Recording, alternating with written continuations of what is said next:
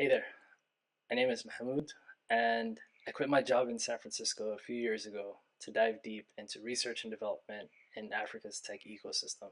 Over the past couple of years, I've interviewed hundreds of founders and funders and other key players to try to understand how we can create real homegrown solutions.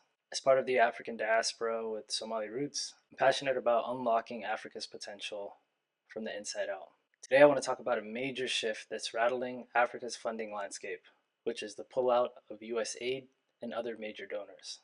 Recently, we've seen USAID slash programs across Africa, leading to huge funding gaps in everything from healthcare to entrepreneurship.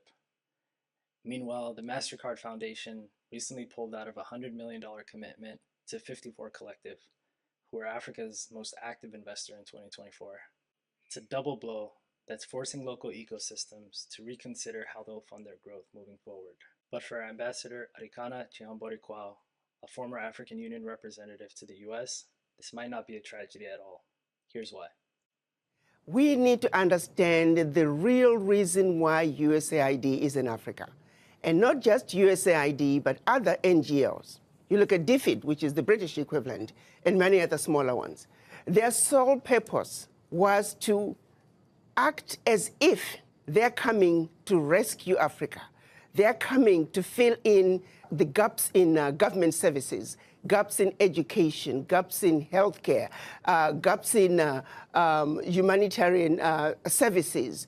They're coming in the guise of addressing issues to do with human rights, issues to do with environmental protection and social justice. They are coming in claiming that they're introducing grassroots initiatives that are going to help the people. And so they use that as a way to go into the most remote parts of Africa. They're talking about government advocacy. When you look at it on paper, it all looks really good. But they're actually wolf in sheep's clothing. They are using that open access sounding humanitarian to constantly destabilize governments. I can tell you right now, the majority of African leaders, and not just African leaders, but leaders in the developing world, are celebrating the exit of USAID. She makes some valid points. So what does this mean for Africa? It's a wake-up call and an opportunity.